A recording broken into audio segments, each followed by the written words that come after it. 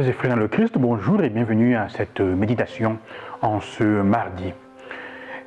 L'évangile d'aujourd'hui nous présente Jésus qui va sur la montagne, et ce qui est intéressant dans cet évangile pour moi, c'est que le texte nous dit qu'il va sur la montagne pour prier son Dieu.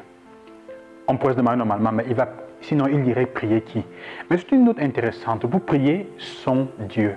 Ça veut dire que Jésus a un rapport intime et personnel avec le Père, c'est le sien. Ce n'est pas celui de quelqu'un d'autre, il le connaît personnellement. Nous sommes invités donc déjà à travailler pour que Dieu devienne aussi notre Dieu, mais parce qu'il faut le connaître. La deuxième chose qui me frappe, je voudrais partager avec vous surtout aujourd'hui, c'est ce qu'on dit de Judas dans ce texte. Le texte nous dit, Judas Iscariote, parmi les 12 que Jésus choisit après avoir prié toute la nuit, le texte nous dit qu'il choisit Judas Iscariote qui devint un traître. Ce qui me frappe aujourd'hui, c'est que personne ne naît traître, ou personne ne naît pour trahir. On le devient. Je me pose la question de savoir quand est-ce que Judas exactement est devenu un traître. Je pense que Jésus le sait. Jean lui dit que Judas est le traître, celui qui va trahir Jésus, parce qu'il était un voleur. Mais je pense que c'est une façon de... Comment dire, il diminue trop l'histoire, il la simplifie trop. Il y a un malaise plus profond que Jésus aura cueilli le dernier jour, au dernier repas, à tel point qu'il lui offre la première bouchée, qui est la bouchée en face du fils préféré. Comme pour dire, le Père t'aime beaucoup. Il a compris que Judas, quelque part, s'était éloigné de lui avec son cœur. Et c'est ça le premier mécanisme de la trahison. La trahison arrive quand notre cœur s'éloigne de la cause qu'on avait embrassée. Quand cette cause-là, on ne la sent plus sienne. Quand il semble qu'elle ne corresponde plus aux attentes qu'on avait exactement faites de cette manière-là. Jésus le comprend, il le découvre. Alors, en fait, Judas trahit lui-même au fond, parce qu'en trahissant Jésus, il trahit ce qu'il y a de plus beau, de plus profond, de plus bon en nous-mêmes, de meilleur. Vous voyez, frères et sœurs, parce qu'en fait, oui, parfois, nous ne voulons pas être bons.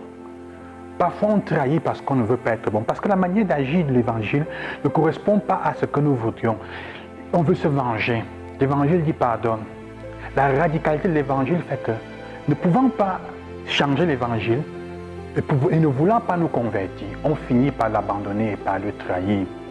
Ou en le diminuant, en le diluant, ou alors en le travisant complètement. Et c'est ça la question. C'est que parfois on a peur, quand on voit ce que l'Évangile demande, on ne veut pas être, comment dire, on ne veut pas se convertir.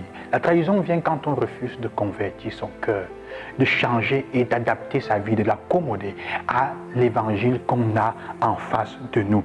Nous devons faire attention à ne pas devenir en fait des traîtres. Toujours veiller sur les attentes de notre cœur, et de ce qui est en train de gagner la place dans notre cœur, dans notre vie. Et comment cela peut-il arriver?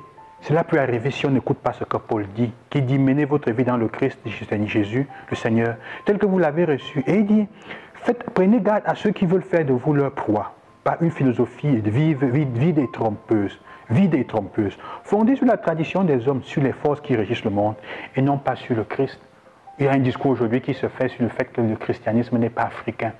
Et c'est la preuve qu'il y a des gens qui sont ignorants de l'Église et de l'histoire de notre foi.